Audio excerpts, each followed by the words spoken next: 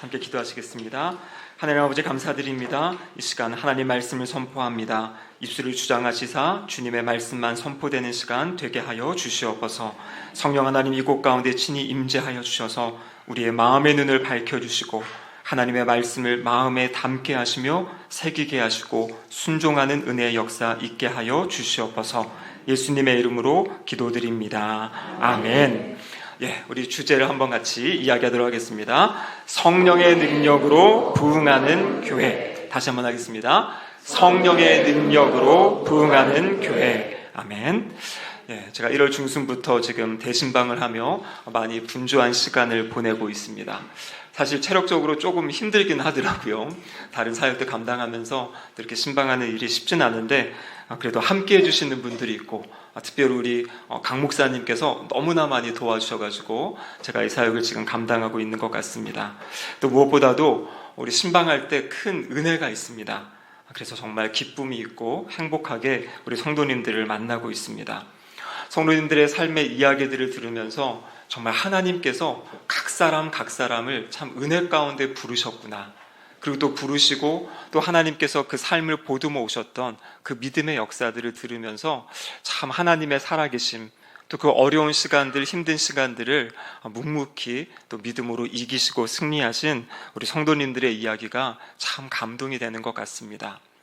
또한 우리 성도님들의 사정을 알게 되니까요, 제가 기도하는 것이 더 깊어지고 더 간절해지는 것 같습니다. 그렇습니다. 우리의 신앙은 이렇게 여정이 있는 것 같아요. 하나님이 부르시고 그 다음에 부르신 다음에 만나주시고 또 하나님의 뜻을 밝혀주시고 조금씩 때로는 어려움의 시간들, 시련의 그런 터널을 통과하게 하시면서 점점 하나님을 알게 하시고 또 주님을 닮아가는 사람으로 우리를 세워가시는 것 같습니다. 저희 경우에는 청년의 시절에 지난번 말씀드린 것처럼 이제 예수님을 만나게 되고 또 회심을 하게 되고요. 그런데 그렇게 주님을 만났다고 해서 모든 신앙이 그냥 순탄하게 가는 것은 결코 아니더라고요. 저희 경우에도 진로를 놓고 제가 정말 이제 목회자의 길을 가야 될지 아니면 저는 다른 전공을 이제 공부했기 때문에 그쪽 관련된 길을 가야 될지 고민하는 시간이 있었습니다. 어려서부터는 저희 부모님은 물론 이제 기도하고 저를 낳으셨고 어려서부터 김 목사 이렇게 부르셨는데요. 근데 그렇게 이제 알고 자라다가 이제 어느 순간에 이제 정말 내가 부모님의 어떤 뜻 때문인지 내가 하나님 앞에서 신앙의 결단을 가지고 이 길을 가야 되는지 그런 고민의 그런 시간이 있었습니다. 근데 그때 저에게 아주 중요한 제가 한 책을 만나게 됐고요. 그 책은 어떤 책이었냐면 하나님 성경에 나와 있는 도대체 우리가 무엇을 위해 살아가야 되는지 우리의 인생의 궁극적인 목적이 무엇인지 그것을 가르쳐주는 책이었어요. 그래서 저는 그 책을 읽고 또 성경을 묵상하는 가운데 내가 목회자의 삶을 통하여 하나님께 영광을 돌리는 삶을 살아야겠다라는 그러한 믿음의 결단, 신앙의 결단을 하는 계기가 있었습니다. 여러분 그렇습니다. 목적을 안다, 삶의 목적을 안다, 신앙생활의 목적을 안다는 것은 참으로 중요합니다. 왜냐하면 이 목적을 알 때 삶의 의미가 부여되게 되는 것이에요. 내가 지금 이 목적을 위하여 하나님이 나에게 말씀하신 그 목적을 위하여 나의 삶을 살아간다 할 때 그 삶의 의미와 가치를 느끼게 되는 것입니다. 또 한 가지 우리의 삶의 목적을 알 때는요, 삶의 목적이 우리의 삶에 지침을 줍니다. 어떠한 결정을 할 때 어떠한 방향으로 내가 살아야지, 내가 무엇을 선택해야 될지가 바로 내가 명확하게 알고 있는 그러한 삶의 목적을 통해서 이루어져 간다라는 것이죠. 그래서 저는 신앙생활하면서 가장 기쁜 것이 무엇인가? 물론 구원받는 것은 이것은 기본이고요. 구원받은 이후에 저는 가장 기쁘고 감사한 것은 우리 성도들에게는, 우리 하나님의 백성들에게는 명확한 삶의 목적, 목표가 있다라는 것입니다. 이것은 흔들리지 않는 것이고요, 일시적인 것이 아니고 영원한 것이에요. 우리가 세상적으로 잡은 어떤 목적과 목표는요, 그것을 이루고 나면 많은 분들이 허무하다, 헛됨을 느끼고요, 그 뒤에 삶이 더욱더 어려워지는 것들을 보게 됩니다. 하지만 하나님이 우리에게 말씀하시고 가르쳐주신 이 목적은요, 그렇게 지치거나 허무를 경험하지 않아요. 우리가 하나님 앞에 갈 때까지 정말 이 땅에 살아가는 모든 순간을 정말 그 목적을 향해 나아가 살아갈 때 정말 삶의 의미를 경험하게 되고 기쁨과 감사를 경험하게 되는 것입니다. 성경에 나와 있는 가장 주된 목적, 성도를 향한 목적이 무엇이겠습니까? 이사야서 43장 7절의 말씀 같이 한번 읽어보겠습니다. 내 이름으로 불려지는 모든 자 곧 내가 내 영광을 위하여 창조한 자를 오게 하라. 그를 내가 지었고 그를 내가 만들었느니라. 아멘. 여러분 여기 보시면 뭐라고 되어 있습니까? 내 이름으로 불려지는 모든 자, 그들은 어떤 존재예요? 내가 지었고 내가 만들었다. 하나님이 창조하시고 만든 우리 인간을 이야기하고 있죠. 근데 그들을 무엇을 위해 창조했는가? 내 영광을 위하여 창조하였다, 이렇게 말씀하세요. 하나님의 영광을 위하여서 우리들이 창조되었다라는 것입니다. 그렇다면 우리는 어떠한 목적을 가지고 살아야겠습니까? 우리의 삶의 궁극적인 목적은 무엇이냐면 하나님께 영광을 돌려드리는 삶을 살아가는 것이에요. 이것이 우리의 마음의 중심에 새겨져야 됩니다. 내가 어떤 일을 할 때, 어떤 행동을 할 때 이것이 하나님께 영광이 되는 것인지 하나님의 영광을 가리우는 것인지를 분별할 수 있어야 된다라는 것이에요. 하나님께서는 사도 바울을 통해서 다시 한번 우리들에게 말씀해 주십니다. 고린도전서 10장 31절 말씀 같이 한번 읽겠습니다. 그런즉 너희가 먹든지 마시든지 무엇을 하든지 다 하나님의 영광을 위하여 하라. 아멘.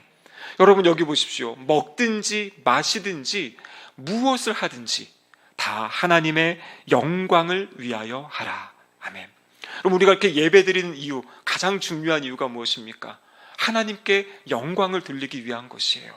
근데 주님의 말씀은 우리가 이렇게 주일에 나와 예배드리는 것뿐만 아니라 우리가 함께 먹는 것, 마시는 것, 식사의 자리, 그 무엇을 하든지 우리가 가정에서 일을 하고 학교 생활을 하고 직장에서 일하는 그 모든 것의 목적이 무엇이냐면 그것을 통해서 하나님께 영광을 돌려드려야 한다라고 성경은 우리에게 말씀하고 있습니다.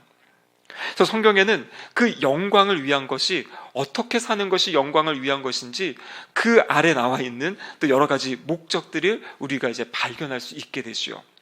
특별히 오늘은 이 요한복음 15장을 통해서 한 가지 중요한 그 목표, 그것을 이루어갈 때 하나님이 영광을 받으신다, 그것이 무엇인지를 살펴보도록 하겠습니다. 오늘 보면 요한복음 15장은 요한복음 13장부터 시작되어지는 예수님의 고별 설교의 일부분입니다. 여러분 요한복음 13장에 보면 예수님이 그때 이제 성만찬의 자리고요, 최후의 만찬의 자리입니다. 우리가 2주 전에 살펴본 세족식이 있었고요. 그리고 그 모든 식사를 마친 다음에 예수님이 제자들에게 말씀을 전해주시는 거예요. 예수님은 이제 다음 날 잡히시고 또 십자가에 못 박혀 죽으실 것을 알고 계셨습니다. 그렇기 때문에 사실 이 자리는 이제 살아계실 때 십자가 지시기 전에 마지막으로 제자들에게 말씀하시는 자리예요. 여러분 지난 3년 동안 예수님이 제자들을 데리고 다니시면서 말씀을 가르쳐 주시고 또 여러 가지 기적들을 보여주시며 하나님 나라의 일들을 다 알려주셨어요. 근데 이제 다음 날이면 예수님이 십자가에 달려 죽으시는 날이니까요, 이 마지막 최후의 만찬에서의 이 말씀들은 마치 예수님의 유언과도 같은 말씀이에요. 지난 3년간의 제자들의 그 모든 가르침을 최종적으로 정리하고 정말 예수님이 이제 너희들 이렇게 살아가야 된다, 이것을 위해 살아야 된다라고 말씀해 주시는 장면이 바로 이 요한복음 15장에 나와 있는 말씀입니다. 그래서 이 안에는 우리가 해야 될 사명이 있고요, 그 사명을 어떻게 이루어가는지를 말씀해 주십니다. 여러분 구약 성경을 보면 전통적으로 이스라엘 백성, 이스라엘 민족을 이 포도나무 그리고 포도원의 비유를 가지고 하나님이 말씀하셨어요. 그런데 구약 성경을 보면 이스라엘 백성들은 끊임없이 하나님의 기대, 하나님의 뜻이 있었는데 그 뜻으로부터 멀어지는, 그 기대에 부응하지 못하는 삶을 살아왔습니다. 그 모습을 이사야서 5장 2절에서는 이렇게 말씀하고 계세요. 같이 한번 읽어보겠습니다. 땅을 파서 돌을 제하고 극상품 포도나무를 심었도다. 그 중에 망대를 세웠고 또 그 안에 술틀을 팠도다. 좋은 포도 맺기를 바랐더니 들포도를 맺었도다. 아멘. 여러분, 지금 이것은 하나님이 탄식하시는 그런 장면입니다. 하나님께서 땅을 파고 돌을 제하고 그곳에 극상품 포도나무를 심으셨어요. 이렇게 심으신 이유가 무엇이겠습니까? 아름다운 좋은 열매를 거두기 위해서 심으신 거예요. 근데 오늘 본문에 보면 좋은 포도 맺기를 바랐더니 들포도를 맺었다, 이렇게 말씀하고 있어요. 이것이 바로 구약의 이스라엘 백성들의 모습이었던 것이에요. 하나님은 그들을 향해서 정말 좋은 열매 맺기를 바랬는데 그들이 맺지 못했어요. 그래서 하나님은 예수님을 통해 새롭게 시작하시는 겁니다. 신약에 이제 와서 예수님이 12명의 제자를 모으시고요, 이 제자들을 통해서 이제는 새로운 이스라엘, 새로운 하나님의 백성들을 만들어 가시는 거예요. 그래서 이 12명이 주축이 되어서 그 뒤로 교회가 생겨나고 그 교회들을 통해서 이제는 구약의 이스라엘, 어떤 혈통적으로 내려오는 이스라엘이 아니라 새 이스라엘, 예수 그리스도 안에서 그 구원받은 하나님의 백성들, 자녀들을 세워가는 그러한 이야기입니다. 여러분, 오늘 본문의 말씀에 아주 중요한 말씀은 바로 15절 말씀입니다. 우리 15절 말씀 5절 말씀인데요. 15장 5절 말씀 다시 한번 읽어보도록 하겠습니다.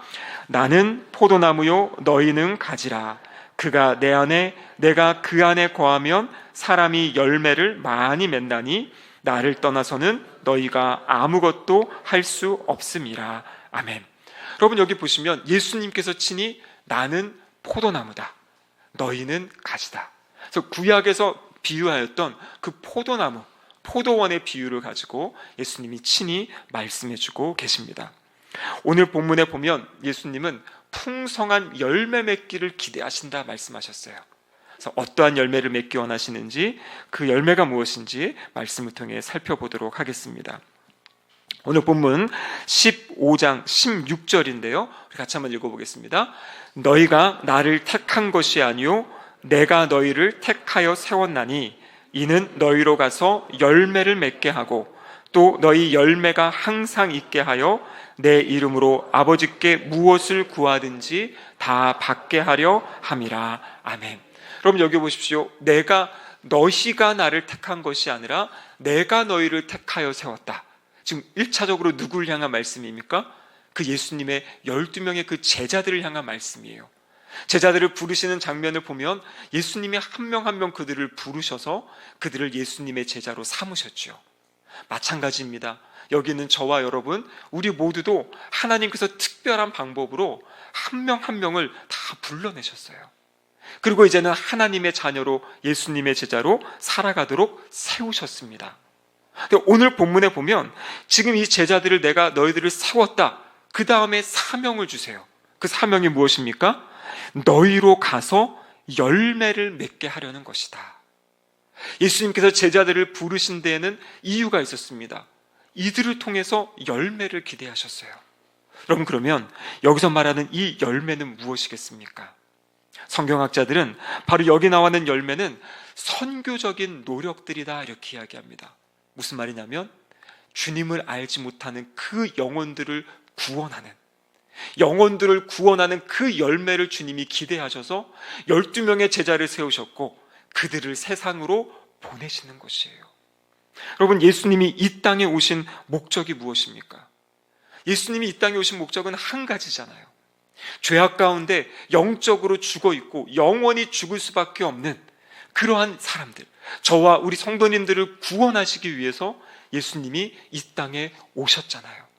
그리고 예수님이 이 땅에 오셔서 하신 그 모든 사역, 특별히 우리가 지금 사순절 묵상해야 되는 그 십자가의 죽으심과 부활하심, 그럼 그것을 왜 하신 겁니까?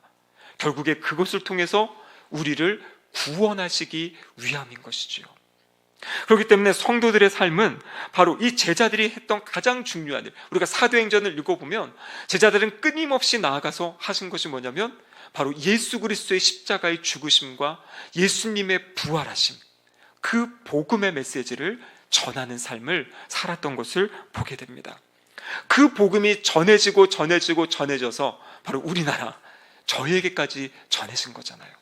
누군가가 그 복음을 전했기 때문에 그 복음이 여기까지, 우리나라까지 흘러 들어온 것입니다.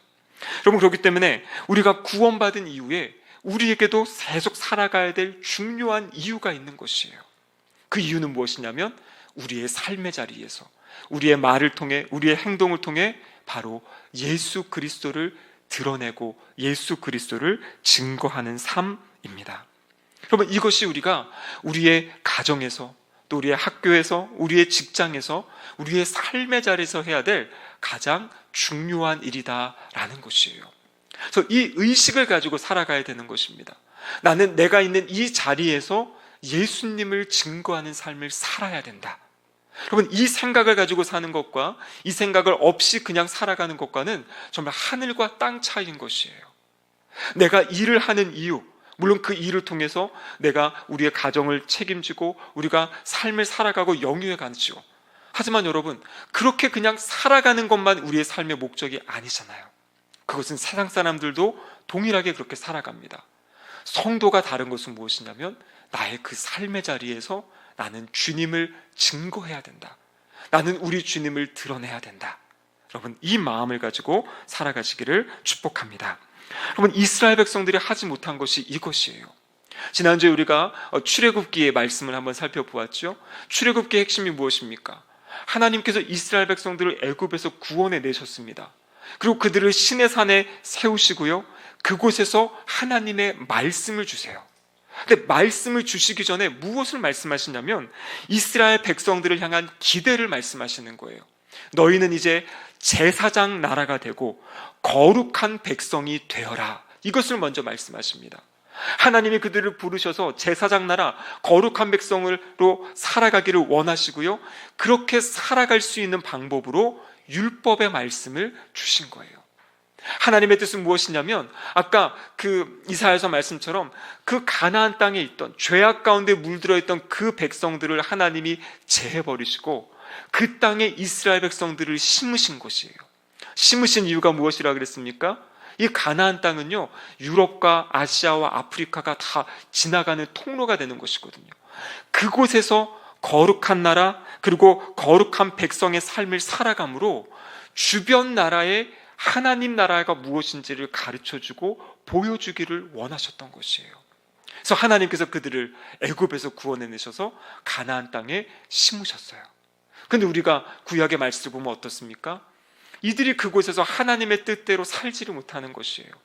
자신들이 뜻대로 살고 하나님 말씀대로 살고 주변에 복음을 전해야 되는데 그 삶이 아니라 자신들의 선민의식, 특권의식만 가지고 있고 또 그것 가운데 또 오히려 세상과 동화되어져서 우상을 따라가고 숭배했던 그 안타까운 모습을 보였던 것이 구약 백성들의 모습이에요.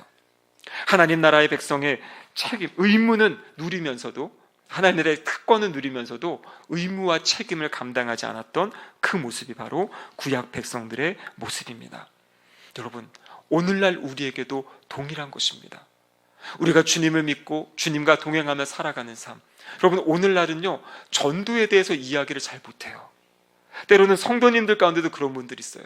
아니, 각자 신앙을 가지고 살면 되지 왜 싫어하는 사람들에게 자꾸 예수님을 전하라고 하고 그들에게 예수님을 이야기하라고 합니까?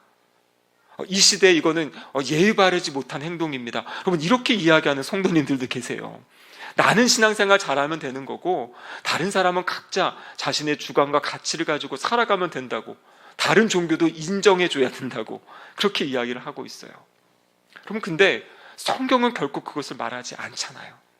주님은 끊임없이 우리에게 교회에 와서 하나님을 예배하고 하나님 말씀으로 준비되어지고 무장되어지고 그리고 본격적으로 우리의 삶의 자리에 나아가서 하나님 백성의 모습으로 살아감으로 예수 그리스도를 우리의 삶으로, 우리의 말로 증거하는 삶, 그것이 주님이 우리를 향한 기대이고 소망이다라는 것입니다. 여러분, 하나님께 영광 돌려드리는 삶은요, 이 예배 시간만이 아니에요. 예배 시간 이외에 우리가 살아가는 그 모든 삶의 자리에서 그리스도를 드러내고 증거하는 삶을 통해 하나님께 영광 돌리는 삶 살아가시기를 주님의 이름으로 축복합니다. 아멘. 그럼 그렇다면 어떻게 우리가 영혼 구원의 열매를 맺으며 살 수 있는가? 오늘 본문이 그 방법을 가르쳐주고 계시는 겁니다. 아까 우리가 한번 살펴보았던 요한복음 15장 5절 말씀, 나는 포도나무요 너희는 가지라. 그가 내 안에, 내가 그 안에 거하면 사람이 열매를 많이 맺나니. 여러분, 여기 열매 맺는 방법이 있어요. 열매 맺는 방법을 뭐라고 말씀하십니까? 그가 내 안에, 내가 그 안에 거하면. 우리가 무엇을 열심히 막 하는 것, 여러분, 그것 이전에 중요한 것은 무엇이냐면, 우리가 열매 맺기 위해서는 우리가 주님 안에 거해야 되고요, 주님이 우리 안에 거하시게 해야 되는 것이에요. 그 뒤에 말씀이 뭡니까? 나를 떠나서는 너희가 아무것도 할 수 없느니라, 이렇게 말씀하시잖아요. 우리의 경험, 어떤 우리의 능력, 우리의 그것을 가지고 그렇게 영혼구원 할 수 없다라는 것이에요. 영혼구원의 출발과 시작, 그리고 그 과정은 무엇이냐면 우리가 주님 안에 거해야 되고 주님이 우리 안에 거하시게 해야 된다라고 말씀하십니다. 자, 첫 번째, 그래서 그럼 우리가 예수님 안에 거해야 된다. 예수님 안에 거하는 것이 무엇인지 살펴보겠는데요. 요한복음 15장 4절과 7절 말씀해 보시면 이렇게 되어 있죠. 내 안에 거하라. 나도 너희 안에 거하리라. 7절에 보면요, 너희가 내 안에 거하고. 그러니까 우리 주님의 말씀은 주님 안에 거하라고 요청하세요. 주님 안에 거하라. 자, 그렇다면 주님 안에 거하는 것이 무엇인가? 요한복음 15장 10절 말씀, 이어지는 말씀에서 설명해 주십니다. 말씀 같이 한번 읽어보겠습니다. 내가 아버지의 계명을 지켜 그의 사랑 안에 거하는 것 같이 너희도 내 계명을 지키면 내 사랑 안에 거하리라. 아멘. 우리가 어떻게 주님 안에 거할 수 있다고 말씀하십니까? 예수님은 이 땅에 계실 때 언제나 하나님 안에 거하셨어요. 근데 그 방법이 뭐라 그러냐면 아버지의 계명을 지켰다. 아버지의 계명을 지켜 내가 아버지 안에 거했다, 이렇게 말씀하세요. 그러면서 주시는 말씀이 너희도 내 계명을 지키면 내 사랑 안에 거하리라, 이렇게 말씀하시는 거예요. 그러니까 우리가 주님 안에 거하는 방법은 주님의 계명을 지키는 것이에요. 주님의 말씀을 지키는 것입니다. 자, 그렇다면 주님의 계명이 무엇입니까? 이어지는 12절에 말씀해 주고 계세요. 내 계명은 곧 내가 너희를 사랑한 것 같이 너희도 서로 사랑하라. 주님의 계명은 무엇이냐면 서로 사랑하는 것이에요. 그 사랑하는, 그 사랑의 삶을 살아갈 때 우리가 주님 안에 거하게 된다, 이렇게 말씀해 주시는 거죠. 우리가 2주 전에 요한복음 13장의 말씀을 함께 나눴습니다. 그곳에서 예수님이 세족식을 하셨다 그랬죠. 그때 제자들은 누가 높아질지 서로 싸우고 있던 상황에 예수님은 서로 겸손하게 낮아져서 다른 사람을 섬기는 사랑의 삶을 살라고 말씀하셨어요. 그래서 친히 몸으로 본을 보여주셨죠. 그리고 그 모든 사역을 마치신 다음에 마지막에 정리하면서 이런 말씀하셨어요. 요한복음 13장 34절의 말씀인데 같이 한번 읽겠습니다. 새 계명을 너희에게 주노니 서로 사랑하라. 내가 너희를 사랑한 것 같이 너희도 서로 사랑하라. 아멘. 여러분, 여기 보면 뭐라고 이야기하십니까? 이 세족식을 마치고 그리고 정리하면서 주신 말씀이에요. 새 계명을 너희에게 준다. 그런데 그것은 서로 사랑하는 것이다, 이렇게 말씀하세요. 여러분, 그런데 옛 계명과 새 계명, 이것이 다른 걸까요? 마태복음 22장에 보면 율법사가 예수님께 와서 묻습니다. 어느 계명이 큽니까? 라고 예수님께 질문할 때 예수님이 구약 성경 전체를 요약해 주세요. 기억하십니까?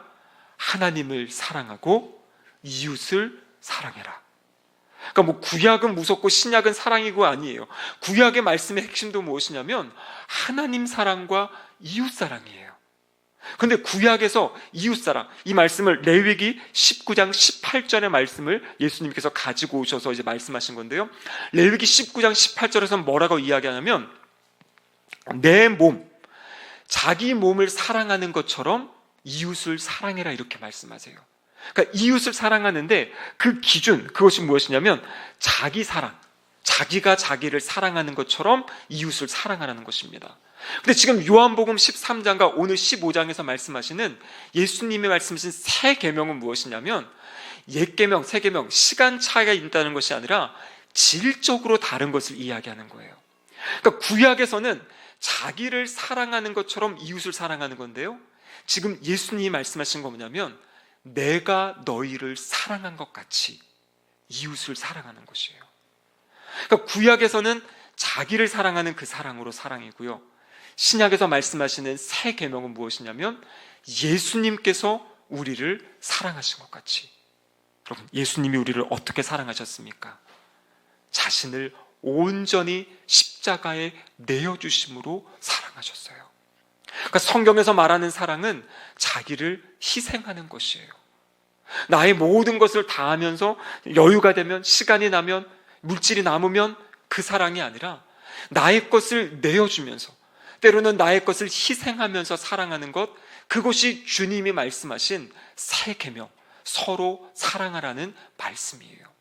근데 오늘 본문에서 우리가 주님 안에 거하는 방법은 무엇이냐면, 우리가 그렇게 나의 것을 내어주고 나의 것을 희생하며 우리 이웃을 사랑할 때 우리가 주님 안에 거한다라고 우리 주님이 말씀해 주고 계세요.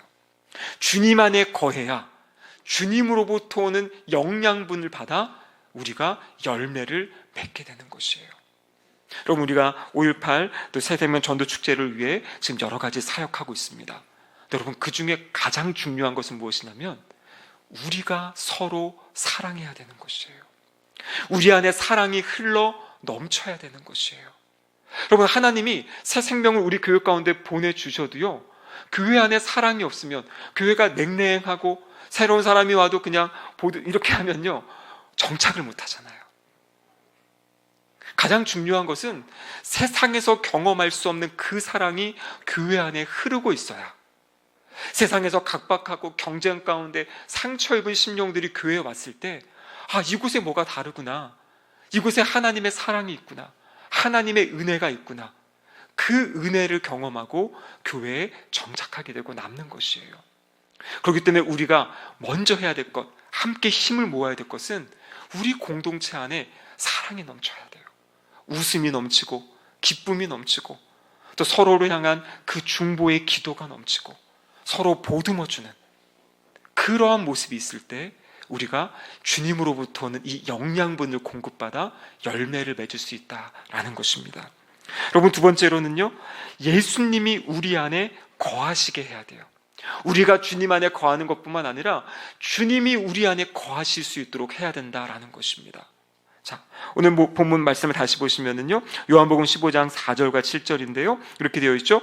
나도 너희 안에 거하리라, 그렇게 되어 있죠. 너희가 내 안에 거하고 내 말이 너희 안에 거하면. 여러분, 예수님이 우리 안에 거하게 하시는 방법이 있어요. 그것은 무엇이냐면 주님의 말씀을 우리가 품을 때, 주님의 말씀을 붙잡을 때 주님이 우리 안에 거하신다라고 약속하셨어요.